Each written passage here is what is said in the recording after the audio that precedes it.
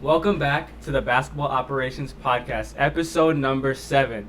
We're going 7 strong now, and every time we finish, we just get better and better. We want to do more for you guys, and just coming up with new content ideas. And that's the good thing about the NBA, so there's always content. There's never-ending content with the league, Never-ending man. content. That's why the association's up there, best leagues in the world. Yeah, best league in the world. We love it. There's just so much stuff to talk about. Just like today, we're going to talk about the top 5 prospects in each position for this upcoming NBA draft that's happening 5 p.m. Eastern on ESPN on July 29th. A little plug right here. Make sure you guys check it out as well. And then, again, like we said earlier, we're going to have a live stream for it. We're still learning, so if the live stream is not sexy like all these other YouTubers have it. We're not Bill Simmons, guys. Yeah. We're not there yet. We're not at Woj freaking, what is it, the Adam Lowe and Woj thing? Zach Lowe. Yeah, Zach Lowe. We're not there yet, but it's gonna be a good live stream. I'm still trying to figure out like fucking OBS and all this shit. So, but it's gonna be nice and simple. So come check us out as well on July 29th. We'll probably start like a pre-thing, like 4:30. 30 minutes before. Yeah, 30 minutes before. The draft will start at 5. Oh, and also found out that apparently for the first time, they're going 19 years back-to-back, right? Obviously in consecutive years. Televised NBA draft, I think. And for the first time, it'll be on ABC. That's great. It'll be on ABC and ESPN. That's good. Which is good. I like that. I think the NFL started doing that. It gets more people to watch it. Yeah, because ABC is like obviously like a national televised thing, but like ESPN is more of like just all sports. So like with ESPN, and I think it's good, especially now, considering that this draft is fucking loaded with a lot of people in a lot of positions. Be a lot of happy fan bases. And like there's a lot of guys here that can fill multiple positions. Even like the later picks, like I think a lot of teams are going to get a guy that could kind of just come in and like just contribute. I think which is always fun to see. The second round this year might be on par, if not kind of like better than the first round this time around. Like obviously you have the top 5 guys, which obviously the top 5 guys, they're there for a reason. They're going to make instant impact, they're going to start. But considering the rest of the first round and the second, it feels like the 60th pick has as much of a chance as like 10th pick. Yeah. There's a lot of guys this year with like very interesting skill sets, and it's just kind of like a reminder to see how the game of basketball is like just transitioning to like this ultimate positionless thing. Like there's so many guys that do so many different things this year. Yeah. And it's kind of exciting. Like I'm really excited for this year's Summer League too. Oh yeah, I was gonna tell you about the Summer League. We're gonna be watching Summer League games for the first time. Well, for me, I mean, last time I watched Summer League games because somebody was hyped was probably Lonzo Ball. Yeah. It was probably the last time I saw a Summer League game because I wanted to see what this dude was about. And then obviously like because Zion was around, like he manhandled Kevin Knox. I was very familiar with the Summer League when the Mavs were going through their little poverty phase.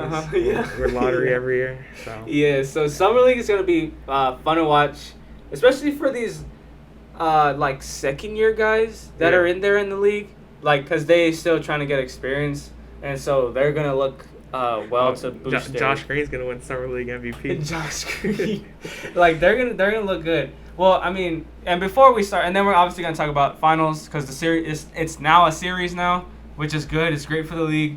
And I have my own takes about it. You have your own takes about it. But you guys obviously can't see us, but Miles here is wearing his the cover athlete for 2K. So that's why I wanted to ask you first. But I wanted to ask you, how do you feel as a Dallas fan? Finally have a Maverick, or two Mavericks actually. Two Mavericks on a 2K cover. Sports are one of those things sometimes where like, it can get too emotional. Yesterday I woke up, saw the news. Yeah. growing up, like from like elementary to middle school. Mm-hmm. We never had Dirk on the cover. Because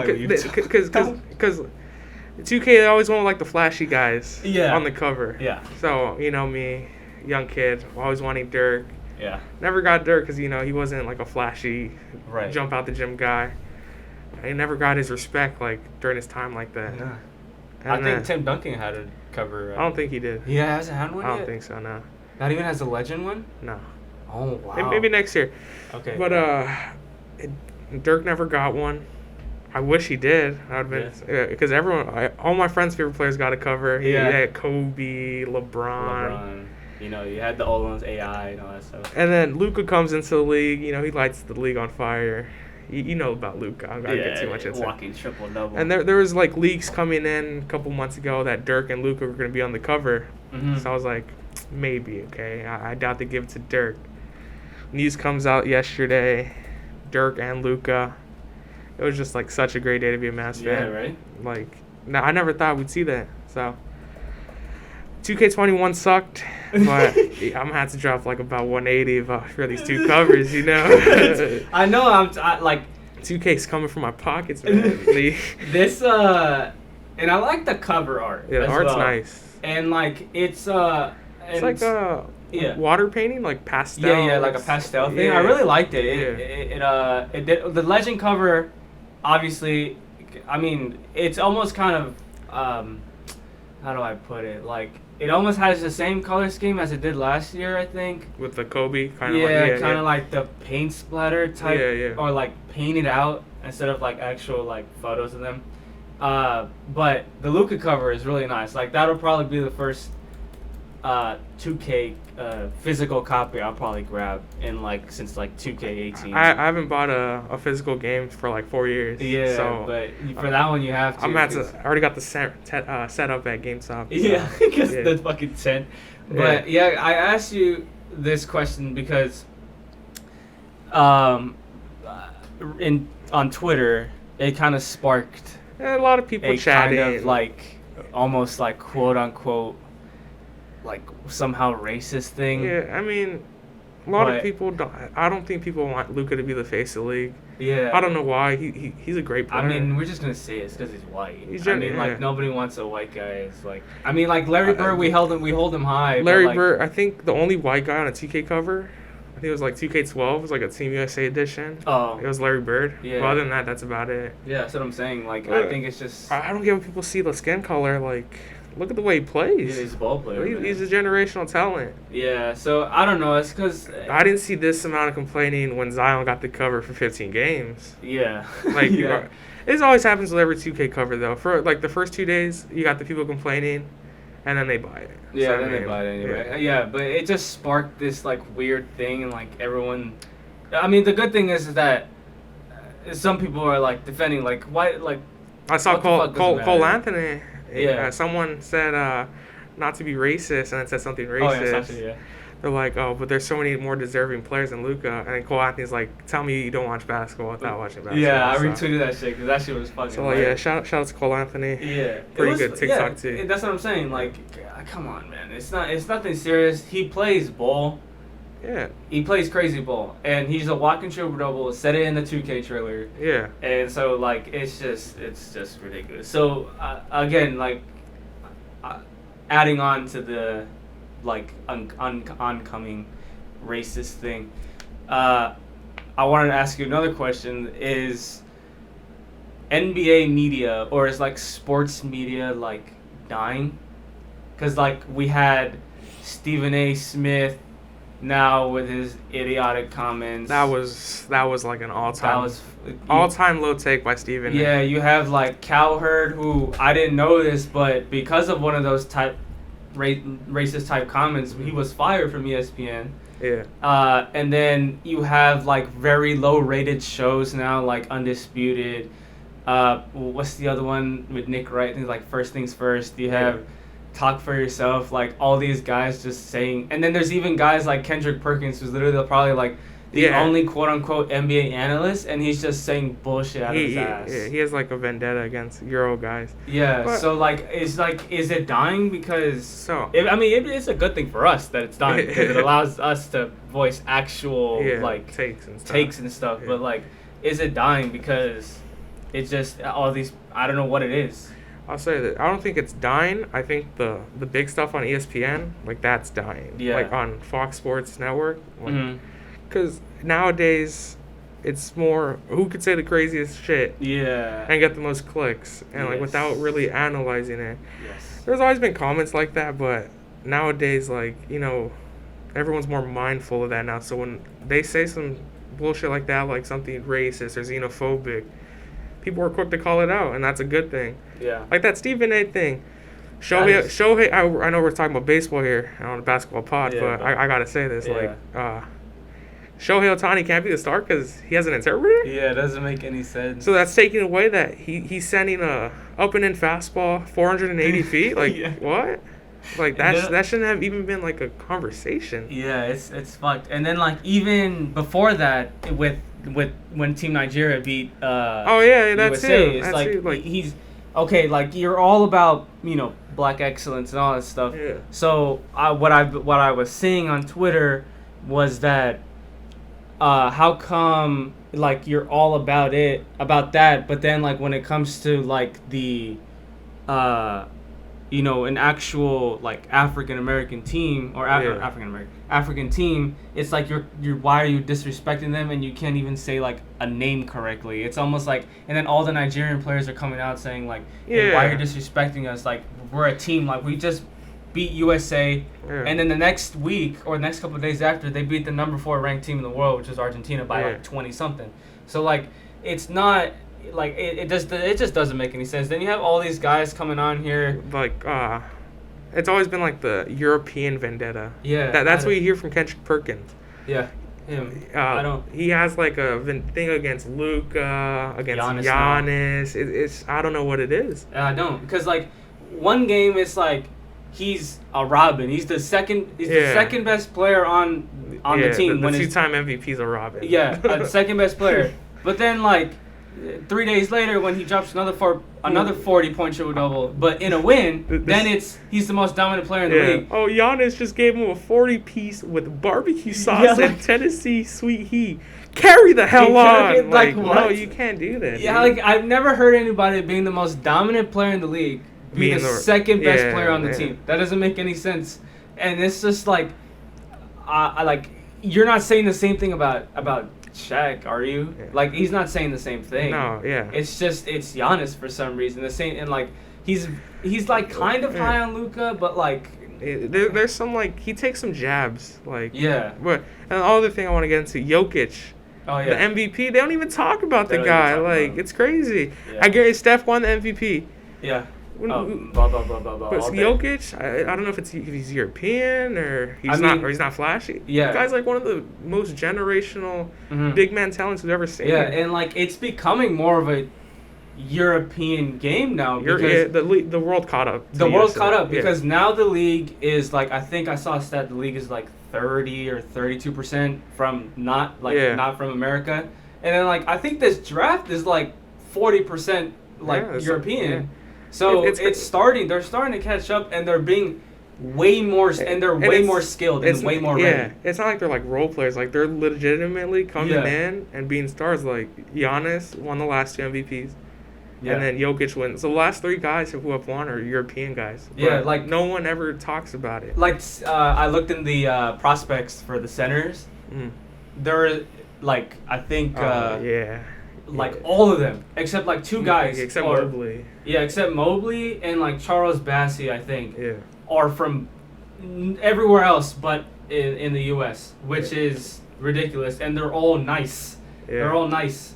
Like either they're, like from here, like let me see real quick. Like either they're, like Senegal, Poland, Nigeria, Croatia, Senegal, Germany, Bosnia and Herzegovina, Russia, Slovakia, Serbia, Spain, Portugal, Turkey, Russia, Senegal, Montenegro, Brazil, Bosnia. Like there's only 3 guys here that are from the U.S. So like they're starting to catch up, and these centers could end up being better than these centers in college. And the way they play ball over there in Europe is like way different. Like they grow up like Like physical. here, if you're 6'10" here, all right, get on the block. But like in Europe, they teach you how to ball handle. Yeah. They teach you how to have a soft touch. Yeah. Stuff like that. And I think it's gonna be great for the game. It's gonna be great, Yeah. and the only thing that's left is to bring European FIBA refs to the U.S. Oh, yeah. That's the last thing, to bring FIBA refs here. Yeah. That'll like, and FIBA refs is like the new thing now. It's kind of funny because like FIBA refs don't even.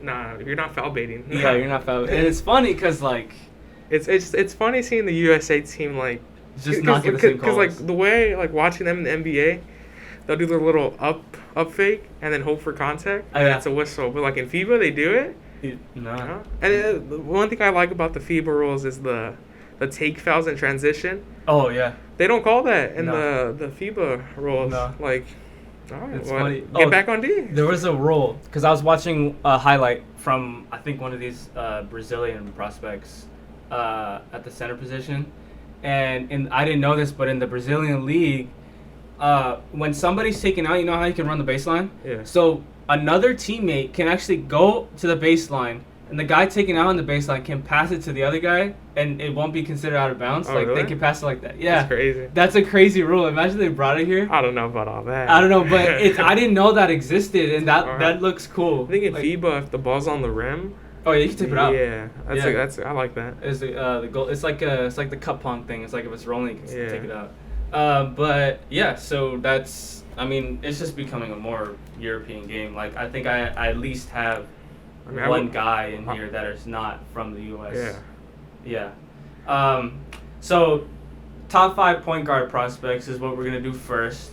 How do you want to do this? Do you want to go 1-on-1 or do you want to like? Yeah, you want to go one, I go one, you go one. Okay, yeah. Alright. I So, mean, I think we know his number. Yeah, one, number 1, Cade Cunningham. Obviously, is 6. What? Isn't he like 6'8"? 6? I know, but he's like 6'8" without shoes. Yeah, 6'8". so like 6'9". Yeah, so like 6'9", 6'10" with shoes. Big guard. And like he's a big guard. He makes the right plays.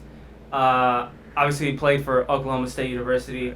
I think he's the only prospect in this draft that can like score at all 3 levels like consistently. Yeah, and so yeah, he had a lot of. How far did he make it in the NCAA tournament? Like Sweet 16 or Elite Sweet 8. 16 or something Around like that. there. Yeah. The top guys never make it far in the No, which is tournament. weird, but I mean it's good though because it's like the actual best teams win the entire thing. So like he just has like he just has size. Like it's a 6'8" like lanky guard who has a lot of like really good instincts. And then he averaged 26 and 3.5. And 41% from 3. yeah, which is crazy. And it's not like he's only shooting like pull up 3. I mean, like catch and shoot threes. Like they're all like off the dribble, off the PNR, pull up, and like they're like an ISO type Luka Doncic. Like I'm gonna put you on the break, on the arc in the corner, and I'm just gonna go to work and hit a step back 3 over you. And since you can't, he's so long and he's so big, it's hard to contest. And the height helps him with the playmaking too. Yeah, so like if you draft him and you have a good guard, 2 guard piece around him, you have 3 ball handlers on the court, and he looks fluid. Yeah. He's just a fluid athlete. Like the big dude's an guys, athlete. like 6'9" like that, they shouldn't be able to He shouldn't move like that. No. It's kind of crazy, and obviously he had like he's smooth with it. he's smooth. Smooth, like- He's very smooth. Yeah. Smooth, like So yeah, and then obviously like on the defensive end, he has a lot of like a solid frame. He has good length. He has held a lot of the times he kind of held his own on isolation. And I mean, like, I hope so. If you're fucking 6'8", Yeah. and like he's a +6 guy, right? In the wingspan, I think. I think so. He should be. I swear, if he's not. Cool. Yeah, 7 foot wingspan. Yeah. So yeah, he's a +2 on his wingspan. So he has the attributes to be able to be great defensively, and I hope he does because like, it looks like he's one of those guys that could be where he's just a good 2-way player. Yeah. And he has the ability to influence his defense by his offense or influence his offense by his defense.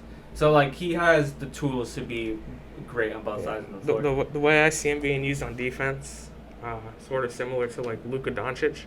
Oh. So a bigger body. Like, I don't think he's fast enough to be out there on like the guards. So that's what the Mavericks do. Yeah. They put Luka on like a wing or a forward, and they're able to hold their own. Yeah. So I mean, that's where I see him being used. But then on offense, because the reason why Luka grabs so many rebounds because he's on the wings and guards. Yeah. So they funnel the rebound to Luka, yeah. and then they get him going. So I see that with Cade, get the offense going in transition. Yeah, Cade could easily average like 6 and 6 in his rookie year, 10, 6 and 6 in his rookie year for sure. On a let's see, because he'll most likely go 1. It's just who trades for him because the Thunder are there, the Rockets are willing to trade. If you're Detroit, just cut all the wires in the war room. Take Cade Cunningham. Don't try to get too sweet with it. Yeah. Like I know you have like a loaded kind of point guard room. You got a guy like this who's 6'9". Yes. I don't know. It's just you have to build around him because I mean, you have fucking nothing. Like who do they have now? They have a good base. They got Jeremy Grant, Sadiq. Yeah, they have a good base. Isaiah Stewart. Yeah. Like it's Killian Hayes, who is. I think they might have to move him somewhere else or a bench role. Yeah. Like I know they spent a lottery pick on him, but. Or I saw a thing of a potential. You could run him at like 3 or 4. Yeah. With that height. Yeah, with that 3 height, it's a 3 or 4, and it's like 2 ball handlers, and then you have like a shooter. Yeah. And Sadiq, you could put him at the shooting guard. Detroit has a good young core. Like I already see it. You got your playmakers. Yeah. You got Cade Cunningham, his roller, and Plumlee or Stewart. They have a decent lineup, and I mean, hopefully they can make something of it. Yeah. Like I feel like Cade is probably the undisputed number 1. Yeah. But this is the first time where like I don't think we have an undisputed 2, 3, 4, 5. Yeah. That's very fluid. 2, After 3, 4, 1, 5 is fluid. Which is very fluid. That's good. Like another one of these guys that for sure probably in top 5 is Jalen Suggs, which is another guy. Yeah, that's my number 2 guy. Yeah, who Jalen Suggs is also a very like he understands the plays that he's just supposed to be made. He's just a ball player. Yeah. Smart. He played quarterback, so he knows how to be a leader. Yeah. He knows how to be a leader. He's 6'4", 205. Big body. Really. He'll get into you. Because as a football player, I mean, he has the football. He has that barrel chest. The barrel chest, athletic guard. With the tree trunk thighs. Yeah. Have you seen fucking Saquon Barkley? Yeah. Jesus Christ. But anyway, so he put up good numbers, especially defensively, averaged pretty much 2 steals a game. Because the way he's able to get himself into positions to get into passing lanes is very good. He averaged 14, 5 rebounds, and 5 assists a game, which is probably what's going to happen in his first year in the NBA anyway, because he's able to just make the right play. Like, all these assists that he averages, these 4.5 assists, are made on either the correct fast break play or on the correct half-court set. So he has... I think he's probably one of the smartest guys in this draft, IQ-wise. His IQ's nice. The playmaking's nice. But, like, my favorite skill that he has is his willingness to defend. Yes. Like, a lot of these point guard prospects, you're either going to get, like, a lot of, like, a guy's good on offense, kills guys like Jalen Green, you know. Yeah. But this guy, he wants to play defense. And that's one of his positives, his on-ball defense. And with his frame and, like, the way he's made up. Yeah.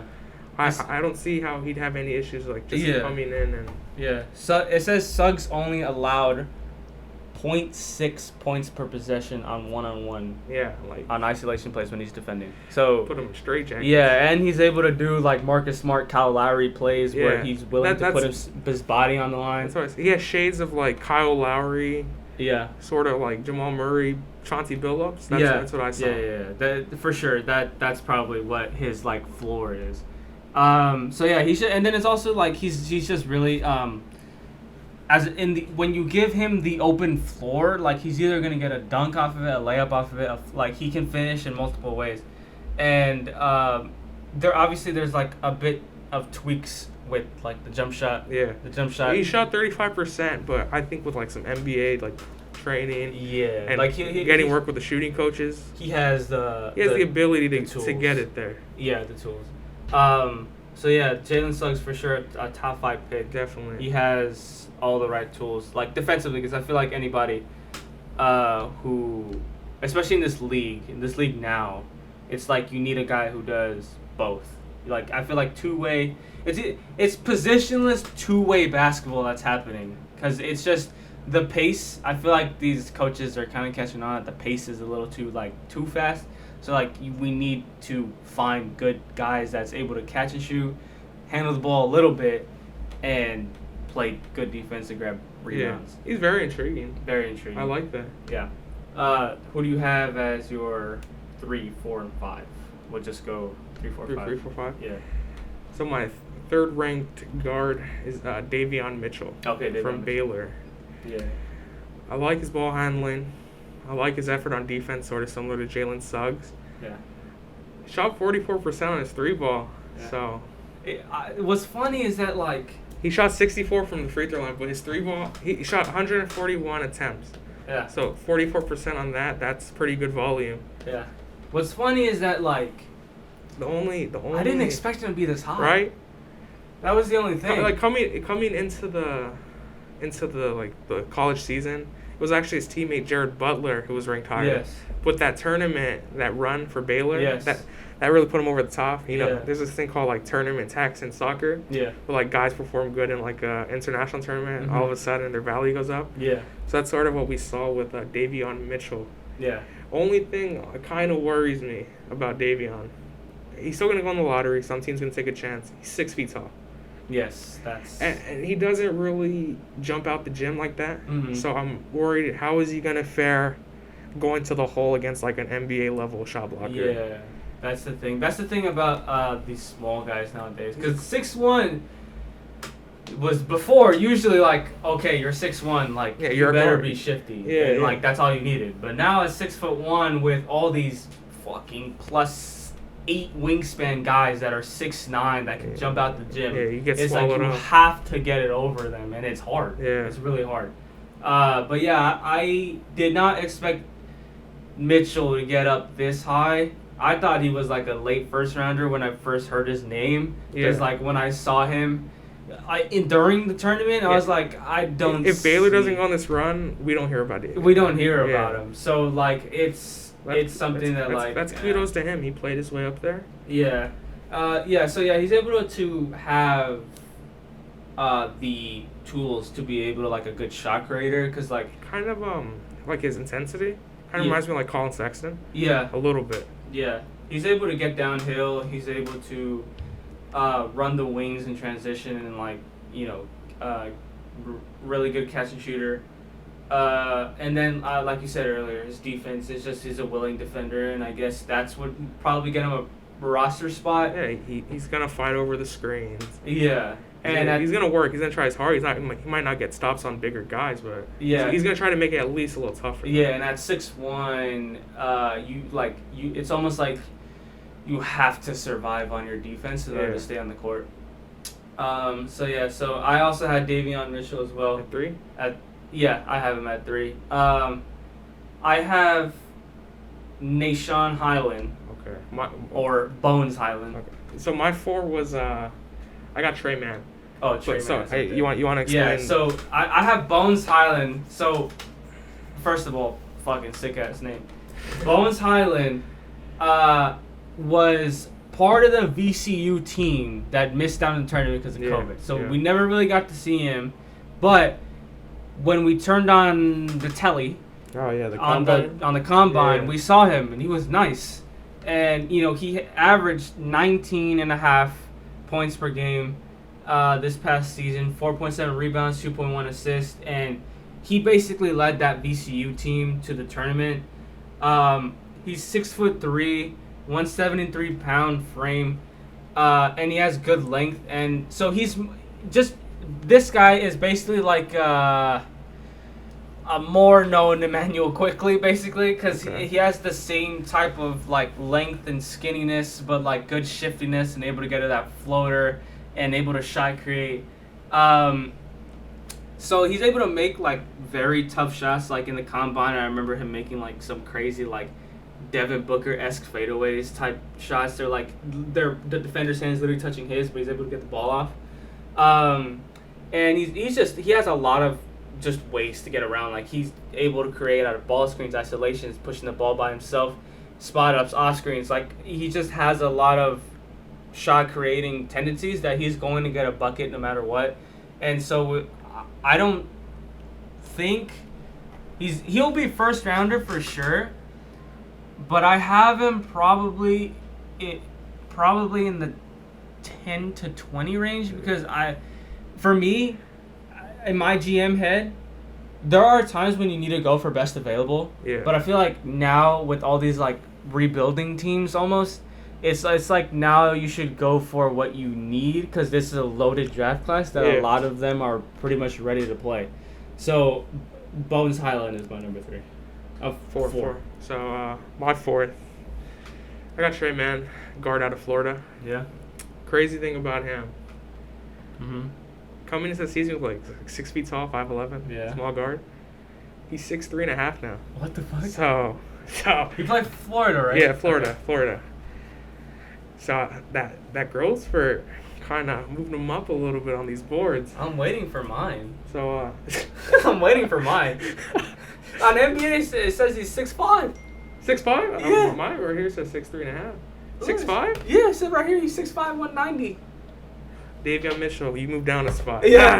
Oh, like, I don't know. I mean, Trey Mann, obviously from Florida, I got to see him. I got to see him a little bit. His pluses. Okay. Great perimeter shooter. Okay. 40% at Florida. 112 attempts. 3.5 assists. And he's a knockdown free throw shooter at 83%. Okay, yeah, that's good.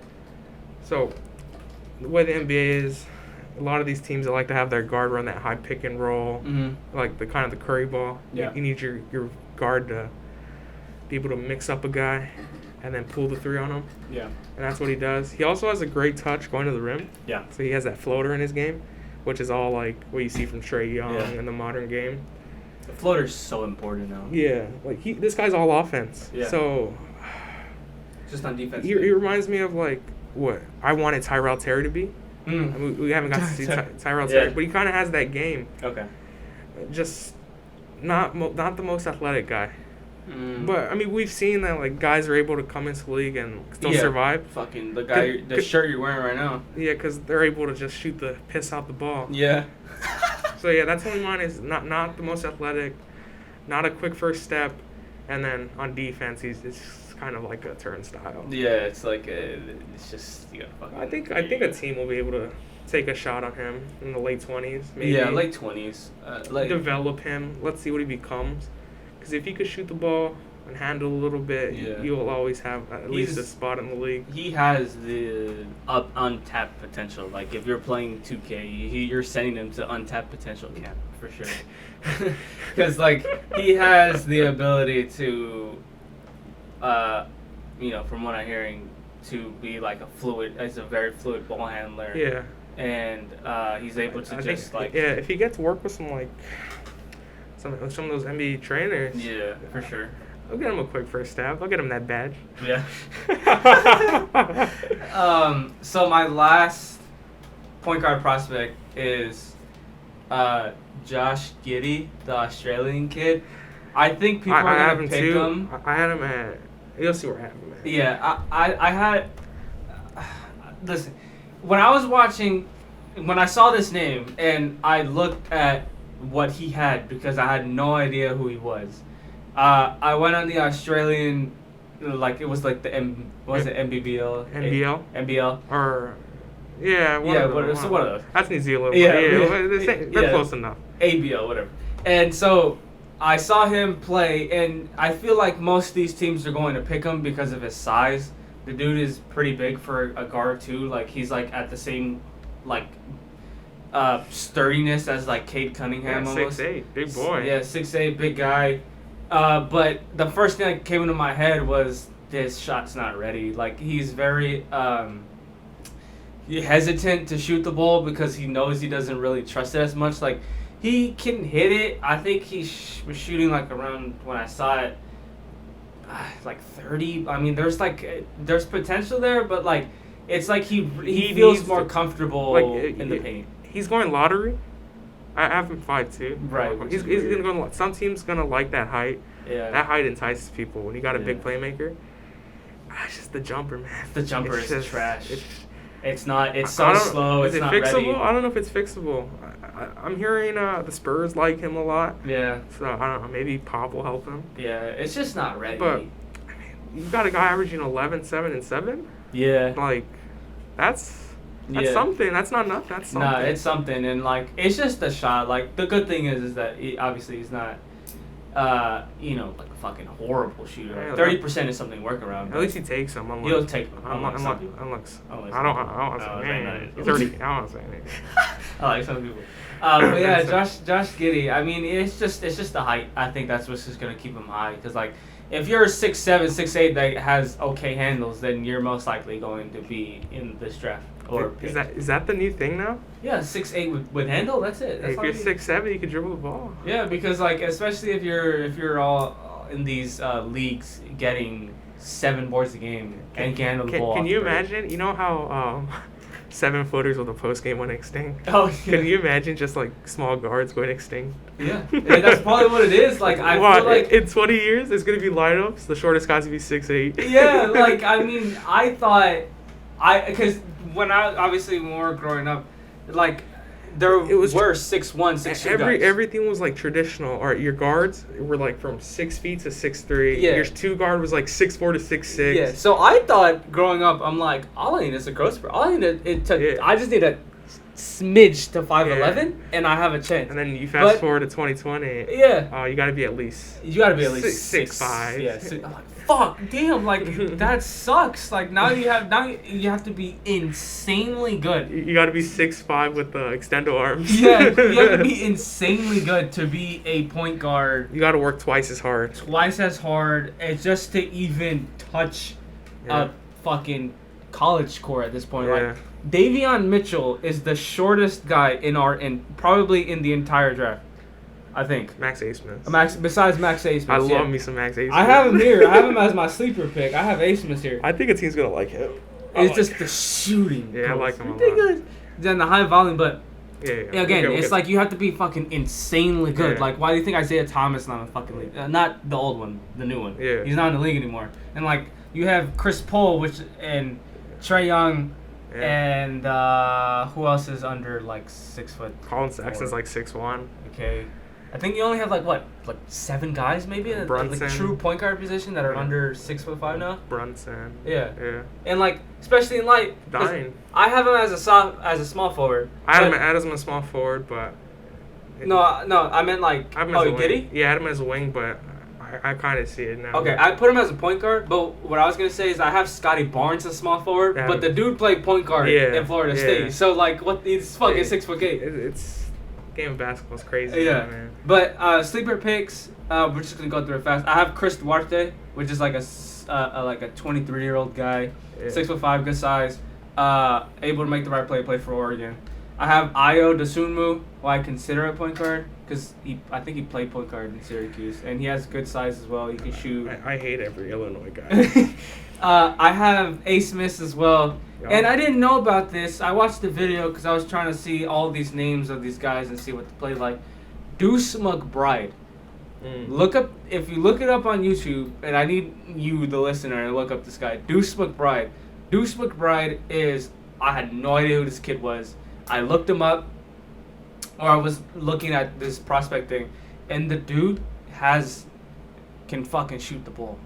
The dude can shoot the ball, and he can shot create. He can do everything on the offensive end, and the shot is NBA ready. Like he's able to shoot from the hash mark type of shot, and like How tall is he?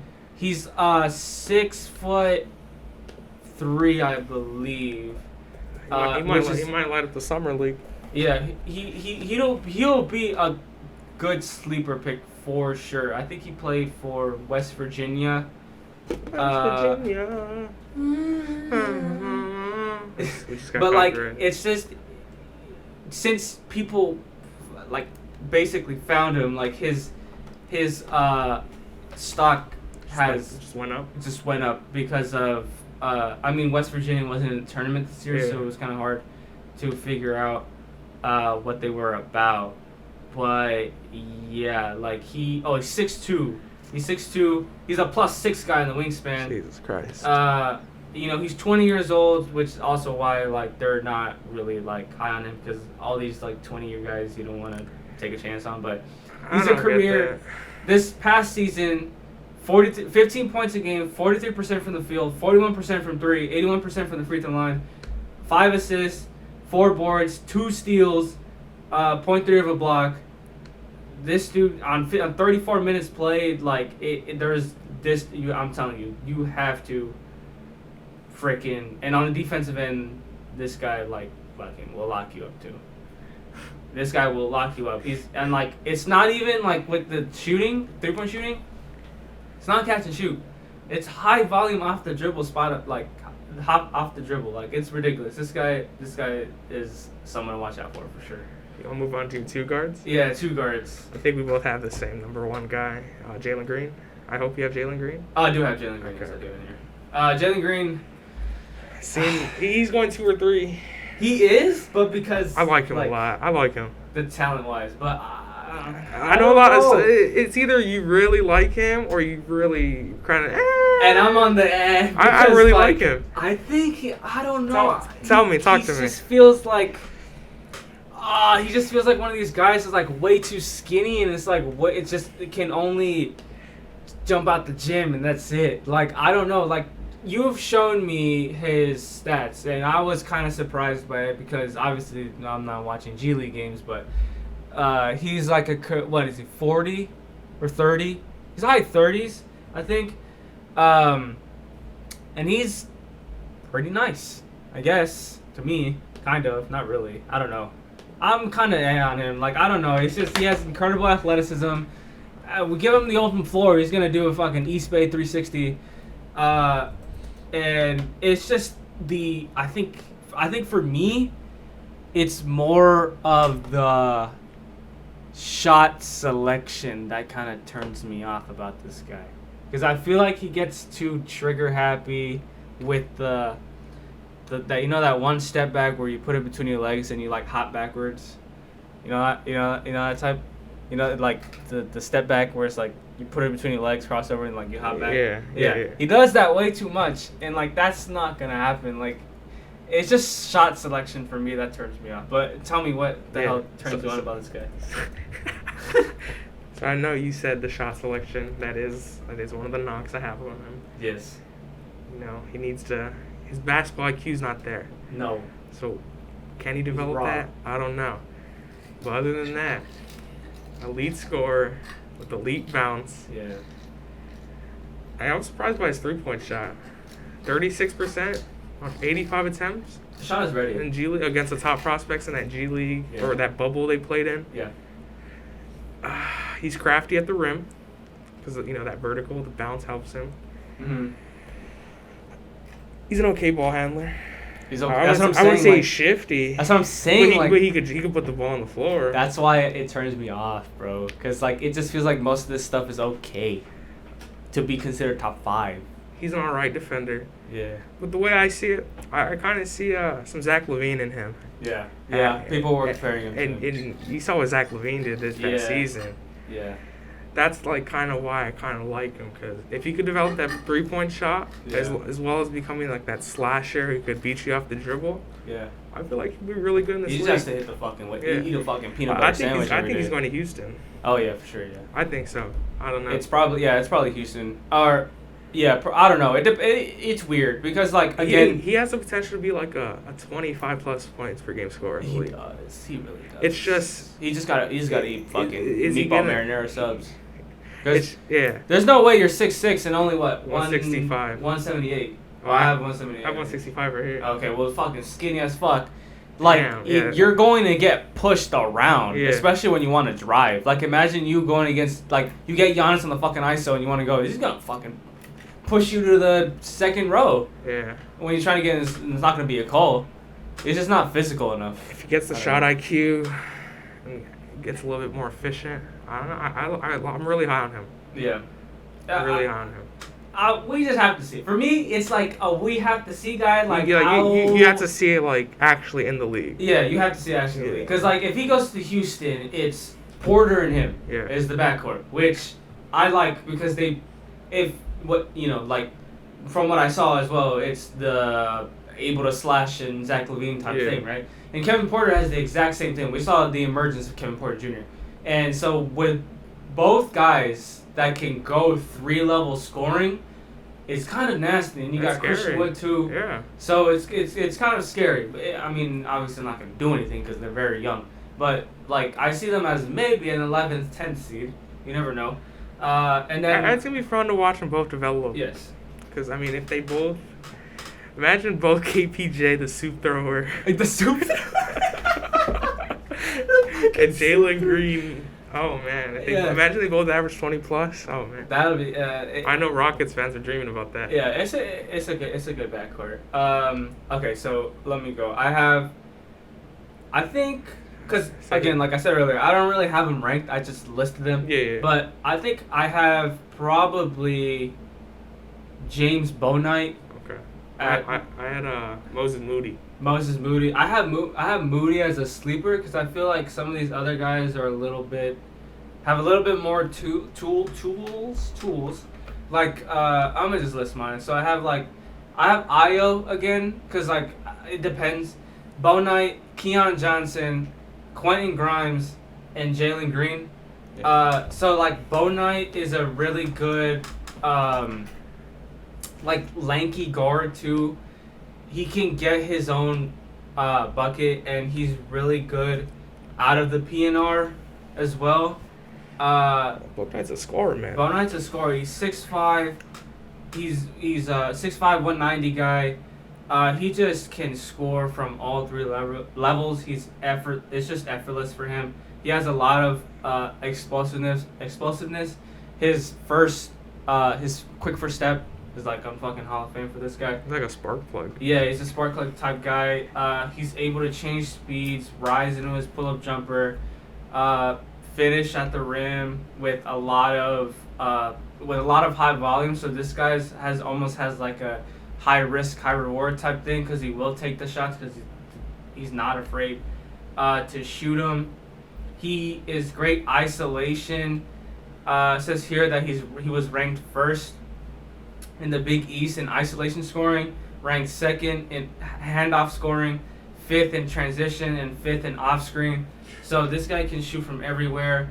He's also, because of his length, from his wingspan, because I think this guy's a +6 guy too, is able to make the right plays, and he's a capable defensive player that has a lot of quickness and slides his feet, which I like. You know me, I'm a defensive guy, so if I see these defensive guys and just that can lock somebody up, then I have him high because this guy can lock up. I like this guy. So I had Moody, Bouknight, and then Keon Johnson. Okay. Yeah. And Cam Thomas was my last one. Who's Cam Thomas? Cam Thomas is a name I haven't heard before. Cam Thomas. Cameron Thomas from LSU, guard, 6'4". Oh, I think maybe, yeah. Cameron Thomas, LSU. So talk about your thoughts on Keon, because Keon is kind of like another for me. Really? I'm not sure. Like he has the tools. I was gonna go Moody first. Okay, yeah, go ahead, go Moody. So for a while now, we've known about Moses Moody. Fucking NBA name ever fucking heard. Oh, I mean, I think when he first came into college, there were guys like salivating, like, okay, this guy can come in and like produce at a high level. Yeah. Let me see, where's my notes on that? Because yeah, so you're right here. All right, 6'4" out of Arkansas. Average 17 there. Yeah. 37.9 on 145. So he has the volume. Yeah. So I like watching him play. Because I remember I'd always had the TV on for Arkansas, and I really liked watching him play. Like he has this almost effortless, smooth, like kind of. He operates in like the mid range. Like he would prefer to take a step in and take that mid range jumper, which is nice.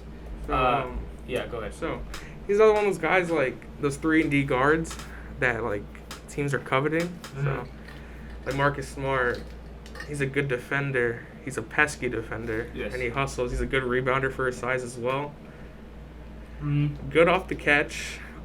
We don't know about his off the dribble game. No. Which is something that, like, Yeah. you kind of need. But Doesn't really have, like, a floater to get to the rim that, like, you'd want at that size. They're saying, people are saying he has shades of Mikal Bridges and OG Anunoby. I see Just that. hearing Mikal Bridges, I don't know if he has the wingspan like Mikal. No, but Mikal's like a way better athlete. yeah. I think if Moses Moody, they're saying lottery. I don't know. Maybe a team outside the lottery picks him up. I think we'll see him play playoff basketball next year, maybe. Yeah. When you hear those two names, that kind of gets that's it's sexy. Yeah, it's sexy. My ears perky now. Yeah, especially now with Mikal, who could win a championship. Yeah. OG, who just fucking won a championship. And they're both good. Okay, I'm gonna get in the corner, and I'm gonna hit these corner J. I'm gonna hit these corner threes because the high volume of corner threes now in the NBA is like if you're gonna have a guy that's going to be a 3-and-D guy, you have to have that corner three. Yeah. So he could turn into this. Again, the joke. All I have to do is make 500 threes and play, give effort on defense, and you're a 3-and-D guy. So that's he could turn himself into that, but then have a little mid-range. Because Mikal, we've seen it, especially in these finals. He's able to put it on the floor and have a little mid-range. So which is like what Moses likes. So if he's able to knock down that corner three, he could. All he has to do is just take 2 dribbles and pull up. He doesn't have to do much, but he just has the. I think Moses Moody's a guy that every team has on their board, like somewhat high up their board. Yeah, somewhere he has to be somewhere because he has that. He's not gonna be a superstar, Mm-mm. right? But he's gonna be one of those guys who you put on the championship roster, and he's a great piece on that roster. Yeah, for sure. Keon Johnson. Keon Johnson. Tennessee. 6'3". They have him as a wing, but 6'3". Yeah, okay? so it's 6'3". He's not a shooter. No, he can't shoot the ball. 26%, 46 attempts. Yeah, that's what I was off about him when I was watching him. Like, this dude cannot shoot. Yeah, 6'4", 183. Like, 6'3", like you hit like how are you not? Yeah. But going to the rim, he might be up there with like the Jalen Greens of the draft. Yeah. Like yes. Yeah. This guy can get up there with 2 feet. Yeah. He's a very tremendous 2-foot jumper, which like is great because he's able to he spent the way the offense would work with Tennessee was he like spent a lot of time both on and off the ball in the system that relied heavily on ball and player movement. So he was able to kind of make the reads that he was, and he's a good cutter. That was a good thing. Mm-hmm. He's a good cutter, and that's where all his points came from. And so with that cutter, he was basically can play. Who's a good cutter in the league right now? Again, Mikal Bridges is a good cutter, but he can shoot the ball. A good cutter. Let's see. I think you have like a Pat Connaughton's a good cutter. It's these small guys that can jump out the gym. So Pat Connaughton's probably the best comparison I come up with. But Pat Connaughton has the good. Where like if Giannis has the ball, he can cut behind defenses and get that 2-foot jump, and it's a dunk every time. So like this is who this guy reminds me of. He's like an energy guy. He's an energy guy, yes. But at 6'4", like there's no way. Like in year 2, you have to. He's essentially, since he doesn't have the jumper, he's essentially getting drafted based on his physical tools. Yes. Because NBA, I mean, he doesn't, like, 6'4", so that's kind of small for a wing. Mm-hmm. So that's on the guard. Yeah. But other than that, he has, like, NBA level verticality. Mm-hmm. I think he can have muscle to his frame. Yeah. And, like, it said here that he scored 0.63 points per dribble jump shot in the half court. So his consistency is something that needs to be addressed because like sometimes he doesn't want to shoot it, sometimes he feels like he can. So it's just it's that, but he can be a good asset. You're saying shades of Gary Harris. Oh yeah, okay, yeah, that'll probably because Gary Harris has trouble fucking shooting the ball. I mean, if he was able to get it, if he was like a 35% shooter, he'd be like going top 10. Yeah, for sure. So, yeah. Wow. And then sleepers, just naming out. I have Josh Christopher. I don't think he's going high. This guy is just too raw. We haven't seen much. He's too raw. And I have Joel Ayayi. Okay, I've heard about him. Joel Ayayi. He's a good defensive guy. Obviously, we saw a lot of them at Gonzaga because of Jalen Suggs, but he's able to run the wings really hard, get to the corner and hit the three, which is good. What you need. So now we're gonna go to small forward prospects. All right. This is fun. This one's. I think small power forward and center is gonna be really nice. So a lot of people have different ones and twos at the 3. I'm interested. So my number 1 small forward on my board is Scotty Barnes. Do you have Kuminga or do you have Barnes? For me personally, I have Kuminga power forward. Okay, I had him at 3. I had Scotty Barnes 1, Kuminga 2. Okay, yeah, I have Kuminga as a. For me, power forward is it's a very weird position now, because like, power forward kind of doesn't exist anymore. Yeah, it's either you're a small forward or you're a center. Because I think there's only 3 positions in the league now. You got your guard, wing, big. Yeah, that's it, and that's why. When you go on NBA.com and look at the prospects, that's literally why that's all they have there. It's just guard, forward, center. Yeah. That's all they have. So like small forward, Scotty, the dude played point guard. He has great. He's scary, man. Scary. He has so much. He has a lot of potential. Like, a lot. He has the potential to like wreak havoc on the defensive side of the ball, and it's not like he's just like a defensive guy. Mm-hmm. Like he could play make. He could play. Yeah, because he played point guard so he has the point guard mentality. Yeah.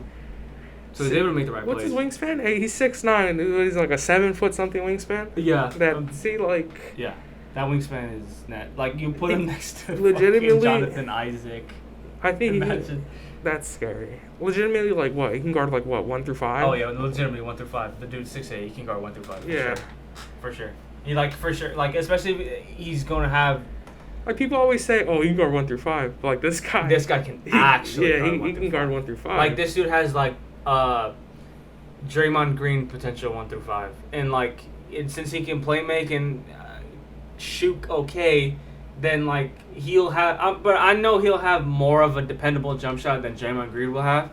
But like I'm talking about on the defensive end and the playmaking side, it's more towards Draymond Green than I think. Than anything. That's like the only thing. Like, will his jumper be there? Yes. Because he could play make, he could facilitate. That's a plus. Yeah. That team's like that, so he's gonna go top 10. That shot, if he gets that shot going, oh man. Yeah, and oh man. And that's at 6'8", 225, like that's a big dude. Like that's a huge dude. Oh. He averaged 10. 7'2" wingspan, averaged 10 points, 4 rebounds, 4 assists, and this guy has like a really good passing ability. He's able to push and pace, put pressure on the rim, can guard every position like we said earlier. Could you imagine if he develops off the dribble shot? Oh, like from what I see here, like it looks like all of them were in the paint pretty much, and he has the floater. Yeah, that's what I'm saying. Like, the only thing, like, holding him back from being a goddamn top 5 pick. Yeah. Just the consistent jump shot. Yeah, and, like, can you think about it? He'd be a legit 2-way superstar if he gets the jump shot. Yeah, can you like think a about Paul George. Yes. But bigger. I've heard his name. I've heard Paul George's name come out of with Scotty Barnes' prospect, like, his like scouting report. His player comp. Yeah, so that, and just imagine, like, coming out the PNR, then you just have a mismatched freaking back to the basket post up with this guy. Yeah. God. He's going to bully all these guards. I have, fucking high in this guy. Corey Kispert. He's shooter. Fourth on my list. Shooter. I love me some Corey Kispert. Like, for me, again, like the league is going through 3-and-D guys, right? And this guy is probably the emulation of a 3-and-D guy. Corey Kispert can shoot the fucking lights out of this basketball, and just the amount of actions you can put this guy in is very similar to the actions that you put Klay Thompson in, and he has the elevation in his shot. There's not a shot he can't, like, he has like all the shots, like off the screen, the corner, top of the key. He's a shooter. Yeah, and that's obviously at 6'7" and 223. Like, he has the potential to, like, because he is bigger than Duncan Robinson, I believe. Like, he's the same height, but he's bigger. He's 224. 220, yeah. What do you have in there? It says right here 223. So, yeah, I don't know. Somebody lying about these weights. But, so yeah, shooting an unbelievable 44% from three. He'll literally. I know I'm not high on him, but I'll give him. He might be the best shooter in the draft. Yes, for sure. I wouldn't be surprised if he goes 50, 40, 90 1 year in the league. Yeah, and he's also what I saw too, because he played in Gonzaga, so we saw a lot of him. But is that since he's a shooter, you don't really expect him to put him on the floor, but he's able to put on the floor. He looks to create. He trains pull-up jump shots. And kind of like he's able to just get in there and kick out. It's Klay Thompson, really. It's like, I don't know what other player comes. Boyan? Oh, Boyan type player too. Like a Joe Harris? Yes, but can't put the ball on the floor. Gary Trent Jr. Gary Trent can shoot the ball. He can shoot the ball. Gary Trent shooting 40%. But I feel like Gary Trent's too young to be considered player comp. You get me? I feel like there has to be a certain age range to be considered a player comp. Right? Really? Like Klay Thompson is like he's proven, right? So he can be a player comp.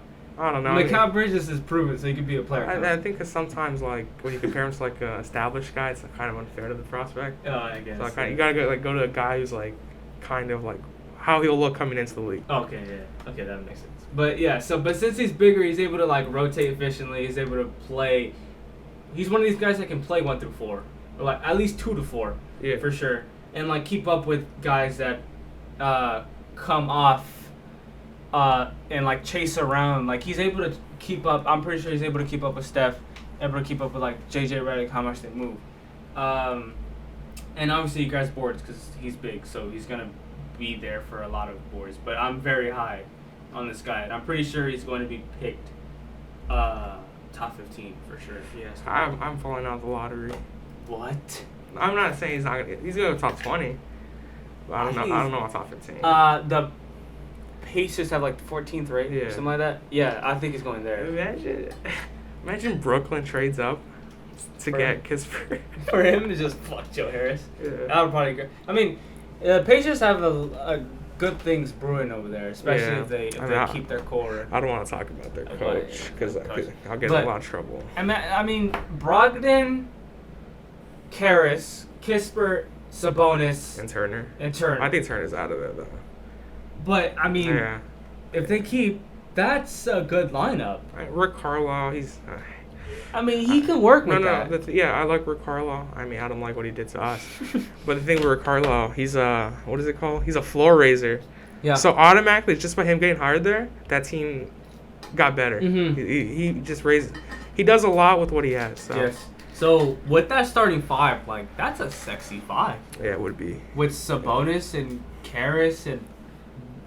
They're all willing defenders, too. Like, that's a good defensive team. And then on the bench needs a little work. I mean, you have McConnell, Aaron Holiday, Justin Holiday, Edmund Sumner, who made a name for himself. And then you still have the forgotten fucking pick. What was his name? He was a meme because, like, he was in Goga? Goga Batazda, yes. Yeah. And, like... He can defend too, but like watch out for Indy, guys. Yeah, Indy is somebody to watch. I mean, they made the play-in tournament with like a bunch of their guys injured a lot of the time. So, and the Eastern Conference is the Eastern Conference. So I mean, they have the ability to go. I mean, we saw with the Hawks, like nobody had them. They went to the conference finals, so like you never know. But so goes to the Pacers. Then I mean, why not?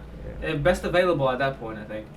Let me get into Kuminga since you have him at power forward. Okay, yeah, we'll go to power forward now. It's weird because most of my small forwards were guys that I had to move into the guard, so I only have like really 2 guys at the. Okay. So I'll just say Kuminga, then you go into your. Okay, go. Kuminga, where is he? 6'8"? Yes. Another G League Ignite guy. 220. He has all the tools again. The physical tools at least. Yeah. To be an NBA player. He's a small power forward though. He's 6'6". 6'6". Right here, I got 6'8". Oh, wait, let me see. I don't know his line, or I don't know if this is not updated before the combine. I don't know because I'm pulling all my stuff from NBA.com. NBA.com, okay. Yeah. Yeah, on Google it has 6'6". 6'6", okay. Yeah, so I guess 6'6". There's something about these G League Ignite guys, and it's also an issue. It's a good thing for the league, right? This Ignite thing was a great thing for the league. The issue, because Jalen Green, right? Yeah. Kuminga, they both played on the Ignite team. Mm-hmm. And sometimes Kuminga, he gets a little frantic out there, you know? Yeah. He gets a little nervous. Yeah. And that leads to him taking, like, contested shots. Yeah. There's times where he just, like, throws the ball away, gets caught up. Sometimes, like, I saw some footage, like, sometimes he just completely, like, loses his man on defense. Yeah. It's like a backdoor. That's kind of like the same thing with, like, Jalen Green, like, the IQ part. Yes. So, like, I don't know what was going on with the coaching staff there, or if it's the player. Yeah, that's the thing about these, like, G League and Ignite guys as well, is that, like, they're not really used to the... Because obviously the G League is not the NBA. Yeah. So, but, I mean, it has the physicality aspect to it, I think, but it doesn't have the right pace and the right amount of, like, complete personnel that you're going to find, I guess, if that makes sense. Because, like, G League doesn't have a fucking Giannis. It doesn't have a LeBron. It doesn't have a Steph Curry. Like, all these guys that they're probably going to have, like, Kuminga at some point, if you're, because for sure he's top 10, I think, right? Mm-hmm. So, you're going to be starting, or at least 6th or 7th man. So, you're going to be guarding one of these guys at one point. Yeah. So, and you can't be doing that with these guys because you're getting your ass set on the bench in like 2 seconds here in the game. You're not going to get any play time for the rest of the game. So it's that IQ that it's just hard to put, for me, these guys high, especially because of the lackluster ability to play consistent defense. But he's able to score. He's able to score. He's an elite defender. Okay, he'll defend other teams' wings. That's what I see is the way they use him in the NBA. He's also very athletic. Very athletic. It's the jumper again. Another one of those guys, like, all the tools defensively and able to get to the rim, and then it's just like the jumper. Yeah. That's like the case with most of these guys. Like, they either have 2 and then they're missing 1. Like, it's like lacking really bad. Yeah. Like, he's able to make some difficult shots. Like, it says here that he's scoring .71 points per jump shot in the half court, which is in the 16th percentile. He has the mechanics. He has the good mechanics too. Because I've seen him. It's just finding the ability to be consistent with it. Yeah. That's what it is. And what I've seen that I like too is that this guy gets it in the kind of like high post, like mid break area, and he's able to just like keep it on his hip, the ball, like completely turn the other way and just rise up and it hits the shot. That was one of the things they pointed post out up is too. nice. When they get it to him on like the post or like on the top of the key or the nail. Like, they let him make a read. Like, he's a good passer, like a decent passer to make that read, and he's big. Yeah, a little big. The post game is nice for him. Yeah. That's something that he'll probably be like I don't know. It's just funny seeing a 6'6" post up guy. Yeah. But I don't know. It'll probably turn out. They have 6'8" right here on NBA. Let me see. Yeah, 6'8". Oh wow, 6'8". Huh. On my thing it says literally NBA.com on the prospect it says 6'6". But I don't know. Somebody lying. Somebody fucking lying. Let me ask you, Usman Garuba. I love Garuba. Go ahead, because I have my. You have him at small forward? I have him at power, because the dude can't fucking shoot. You know what's funny? You what? I would have at center. I swear to God. What is he, 6'9"? 6'8"-ish? Okay, yeah. Yeah, 6'8", 6'9" ish. Okay. The reason why, because they had him listed at center power forward. Yes. That's what he played in EuroLeague, I guess. And for Real Madrid. Yeah. And so Real Madrid guys, we see what the guy from Real Madrid's doing in Dallas. Yeah. I'm not saying he plays like him, but you know, like teams in the NBA, they like going small. Yeah. Like super small. He is super small. Like this guy is a ball of energy. He's the perfect he's still five. He's pretty raw. Yeah, raw. Pretty raw. That's why I don't have him. Jumper's not there, but I the other night I watched like an hour of just like unedited tapes of him. He actually shoots the ball. Like he's not scared. Like he doesn't make a lot, but he'll shoot it. So that's what I like the willingness to like actually take him. He's not nervous about it, and he's playing in the second best league. Yeah. Great rebounder. I think he could play make. He's a willing rebounder too. Yeah. And he will hustle. Go fucking grab that rebound. Like he could. Stout defender. Yeah, he for me, he's the perfect small ball 5, but it's just that shot that I'm like, why is this guy high? It's like just super like. It's just weird. It's just like one of these guys that you see at the fucking park that like he makes it, but like what the fuck's that shot? What? He's a good cutter too. Yeah, he's a good cutter. I mean, he has to be like when you're in the dunker spot and you're a good cutter. Like, and he's freakishly athletic too. Yeah. But it's just the shot. It's like that's why I'm concerned of like why is this guy so high? Why is this guy a first round pick? But they say Kenneth Faried. Oh yes. So I see that. I feel bad for Kenneth Faried. Cause fucking Manimal. Because if he was around today, he'd be like so coveted. He'd be perfect. Manimal, I love Manimal. I really do miss him in the league. And for Usman to make a name for himself, oh my god, Kenneth Faried is a fucking perfect comp. But yeah, it's like perfect small ball 5, Bobby Portis without a fucking shot, like type energy guy. Like he's just there's like so many guys like. Oh, if you just had a jumper. Just had a jumper. Fuck. But yeah, so. And he's gonna be able to switch on guards. Yeah, too. So yeah, like that. I like him. I'm excited to see where he lands. I'm excited to see where he lands. Yeah. Another guy that kind of got, like, just kind of like, in the low because of his teammates was Isaiah Todd. I remember before like the whole college season started, this guy was like projected lottery. Yeah. And like he kind of just like disappeared off the board. Yeah, Isaiah Todd is a 6'10" guy, 6'10" power forward who can space the floor. He has a really good shot. That's just they put him in like Brook Lopez type actions. Where it's like, I'm going to set you a pick and I'm going to pop to the top of the key. Yeah. And he has a lot of good size. He has a lot of mobility and explosiveness.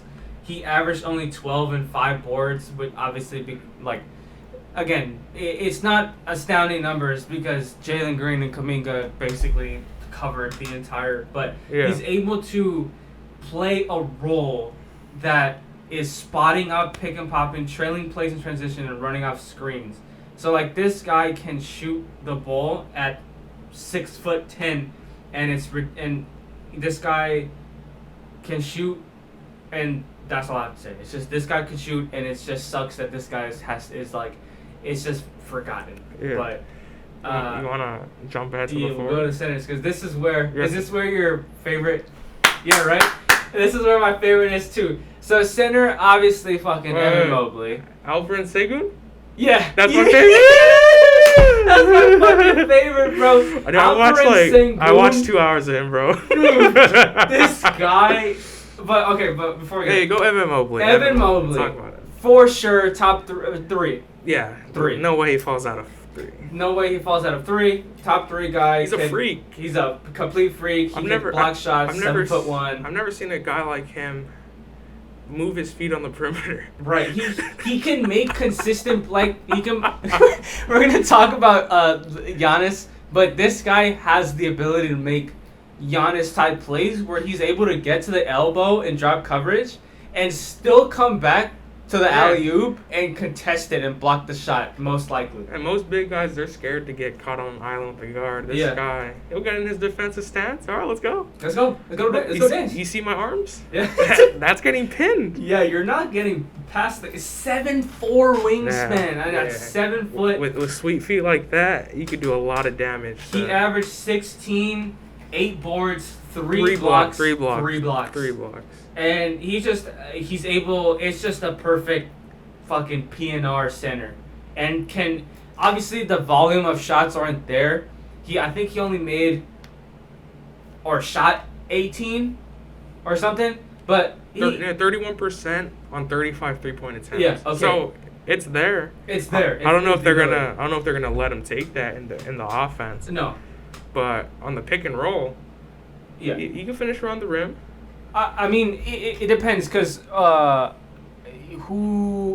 it's right now it's Detroit, Houston, Cleveland. So he's most likely going to Cleveland, and Jared Allen's gone. Yeah. So who's the coach for fucking Cleveland now?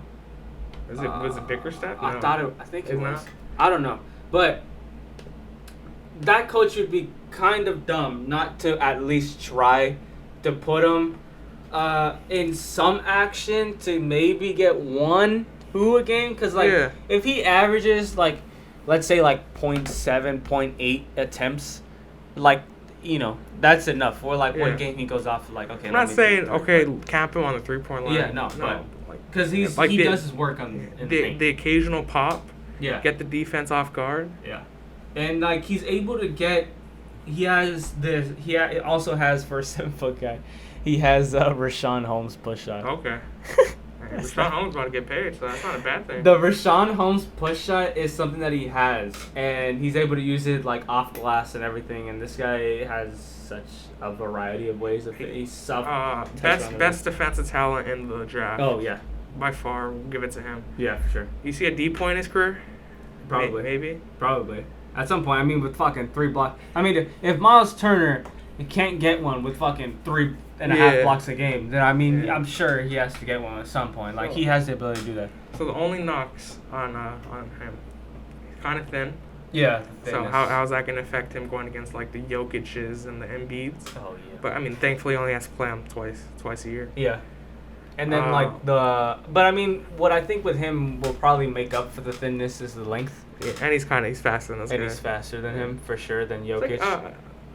Would you say an Aiden kind of comp, running the floor wise? Oh, running the floor, yeah. When this guy can run. Yeah. This guy can run.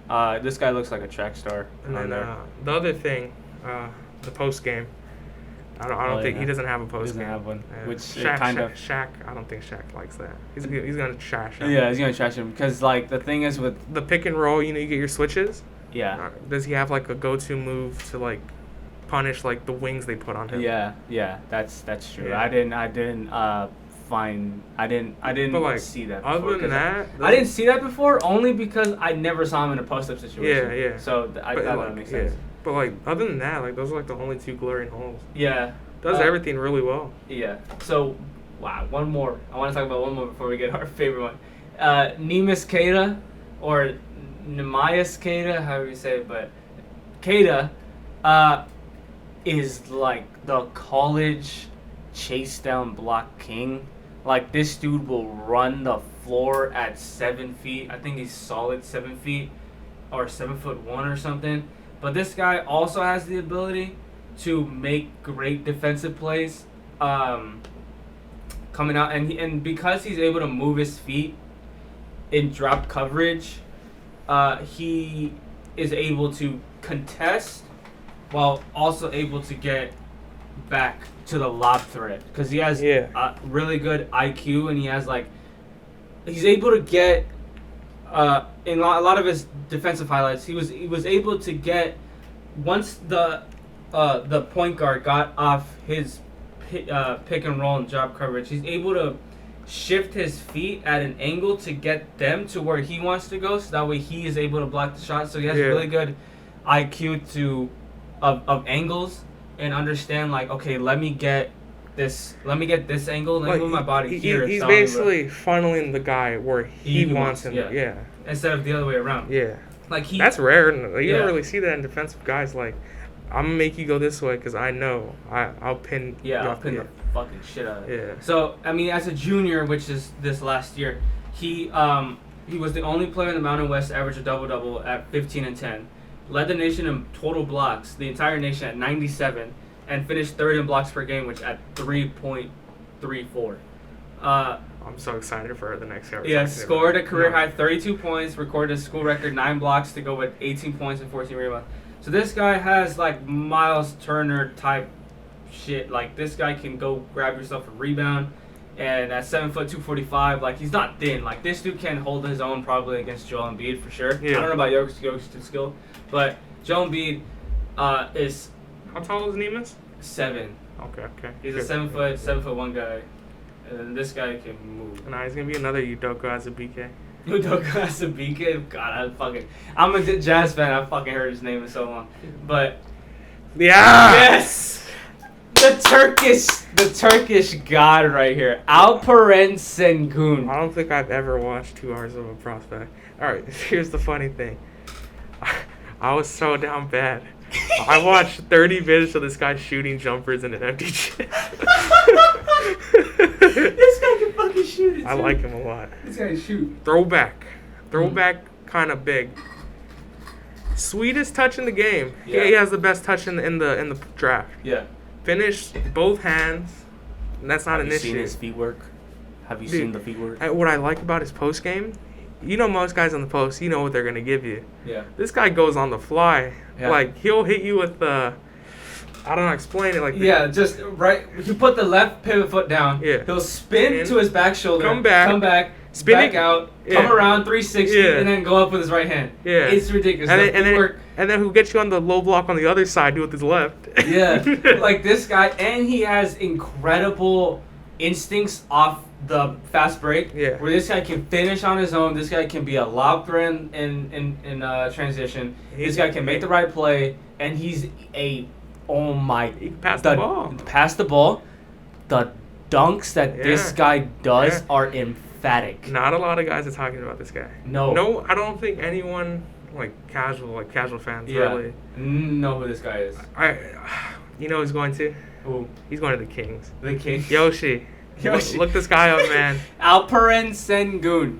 Oh, we'll send you. We'll tweet this guy out. Imagine the pick and roll with him and De'Aaron Fox. Oh God, Jesus Christ! And this guy is what 6'10". 6'10". The only issue people are saying, his arms aren't long enough. Oh, and that, like the defense. Dude, his offense. It's just the offense. I love it. I like everything about him. I mean, he's able to make some defensive plays. Like he's able to funnel. He's a good off-ball defender. Yeah, but he's able to, which I think is a good asset to have nowadays, is the funneling. So I feel like if you're able to funnel to the help and funnel to the help and funnel to where your shot blocker is. Because I feel like at 6'10", this guy could possibly play the 3 or the 4. Yeah, he's not going to be a 5. He's not going to be a 5. 4. Yeah, so he's able to funnel. I mean, here it's like a center because he makes center plays. Yeah. But on the defensive end, he's able to funnel towards the shot blocker. If you put him with an elite shot blocker rim protector, good things will happen. Yeah, this guy is my favorite guy. I did not know who this guy was. I looked up 20. I wanted to watch 20. It was last night. I'm telling you, they said he couldn't shoot. I pulled up a 30-minute video of him just shooting from the top of the key. He's not scared. He's not scared to shoot. He can shoot. If you have touch around the rim, he can shoot. Look at Brook Lopez. Yeah. Shot like 4 threes in his years with New Jersey. Yeah. Now he's shooting like 100, 200 plus a year. Yeah, and then he's only, what, 19? 18. 18. Fuck. 18. So, yeah, come on, dude. So, yeah, so he's very young, which is good. Right, I have right here. He's a dancer. Yeah. The feet work on this guy is ridiculous. Like, it's like Jokic, Hakeem footwork. Like, it's really nice. I love the footwork. And a lot of people are going to talk about him because he's from Europe. No. So, I mean... And I already see it. Like, if he doesn't pan out there, he's another Euro. But I think he has a basketball name. Alperen Sengun is a very basketball name. Imagine he gets that 3-point shot for like 38. Yeah. He shot 19, but he didn't really take many. No. My last center that I'm very high on Kai as well is I have Kai actually as a power forward, but Sandro Mamukelashvili. Oh, the 6'11", run the floor. I'm telling you, I watched. The combine. Yeah. Tell him about the combine one. Tell him. At the combine, this dude was being so flashy. What did he do? He came off the pick and roll. No. He grabbed the defensive rebound. Oh yeah, it was like fuck. He looked at the guard, looked back up, started dribbling in transition. Behind the back past his guy, like, who does that in a combine? In a combine, it's like, fuck it, I'm just going to play my role. This is what I do. But I was watching highlights, and I wanted to watch, like, 30 minutes of this guy, but I couldn't because I had to watch, like, all these other prospects. But this guy moves like Ben Simmons. It's actually kind of weird. I don't get the second round grade on him because I think teams, like, nowadays are more enticed. Yeah. It's like, let's take a chance. Like, your skill set, that's not normal. Yeah, this guy has the potential to come off ball screens too at 6'10". Yeah. He can shoot the ball. It's just that transition. Like, this guy basically played a second point guard at Seton Hall. Yeah. And his passing ability is crazy. Like he adds flair on purpose. Yeah. Like, he doesn't do it because it's most effective. He does it on fucking purpose. And this guy's ball handling for 16, like, he just moves like Ben Simmons. It's actually crazy, but this guy has a shot. And the one thing is, like, it's a double-edged sword with this guy because he's not scared. He's able to hit the three. I think it's like a low 30s three-point percent shooter, which is obviously better than fucking Ben Simmons. How do you say it? I don't even know. It sounds like a Mamukelashvili. Yeah. So everyone's just calling him Mamu probably. But I imagine his nickname is going to be Mamu for sure. He's going to be must-see TV at the Summer League. Oh, yeah, that's what I'm saying. This guy is going to be great at the Summer League. Like, I can't wait because people are going to call him Simmons 2.0. Remember that guy in Summer League that played exactly like KD? He had this exact same shot. Yeah, same number, everything. This guy, Sandro Mamu. It's going to be, everyone's going to be like, fuck is this Ben Simmons looking motherfucker? Like, this guy is, like, actually crazy, and he can shoot the ball too. I think when we saw him do the behind the back, we're like, oh fuck. Yeah. We're like, this dude, like, has the potential, and it's a double-edged sword with him because he has, he can shoot, but he's not a great, like, put the ball on the floor and pull up, and when he comes off the pick and roll, it ends up being a post up instead of a drive. Yeah. And then he just gets on an island once he picks up his dribble and puts up stupid ass shots. Yeah. And so then shot IQ. Yeah, and then because he has so much confidence from the 3-point line, there are clutch situations where it's like, dude, why are you taking a three? And this dude will take a three from the hash mark. Like, LeBron fuck you threes, like, for no reason. So, like, it's just obviously shot IQ, which is like a lot of these young guys have. Yeah, but this guy has a lot of Ben Simmons type potential, and he's as big. Yeah, 6'11", like, that ain't no joke. Yeah, 6'11", I think it's like 200, so this guy has a lot of potential. I love this guy. Look out, world. Yeah, it's funny because, like, both of these guys, Alperen and Sandro. And Poku. And fucking Poku. Like, these are European guys that, like, we're so high on right now, and it's like, who would have thought a center would be our favorite, but... Poku's the first ballot Hall of Fame. So, yeah, that's our top 5 prospects for this year. Again, please check out our live stream July 29th. 2 weeks from now. 2 weeks from now, which we'll probably start at 4:30 around there. We'll tweet it out. We'll let you guys know when we're live. Next week, we have our mock draft coming out, our mock draft pod. Yes. So, which will take, which will be fun because obviously now we know the draft order. We know more obviously about these prospects. There are some guys obviously we didn't touch on, but we will once we get in depth for, like top 15 and top 20 and all that stuff, and why they're there. Yeah, why they're there. And then, that was it for today. Also, the finals are on Saturday. It's a tie series. It's a tie series now. 6. I still have the fucking sauce. But all right. It's a series now. We should not count them out, and that's what we said earlier. You don't count the Bucks out because they like being in a hole for some fucking reason. They're submissive. He's submissive, and we saw the cycle of fucking Chris Middleton. This dude likes to play like MJ when he needs to, but thank you for joining our podcast today. Twitter is bball_pod. Subscribe, please. Again, like I can't stress it enough. Please subscribe. There are 41 views now in our first one. That means we should have 41 subscribers, but we don't. Yeah. But anyway, it's cool. Just please subscribe, like, comment, anything you would like. We're going to tweet out any updates we have on mock drafts and all that stuff. Thank you guys. Thank you Appreciate so much. it. Yeah. See you guys later. Bye.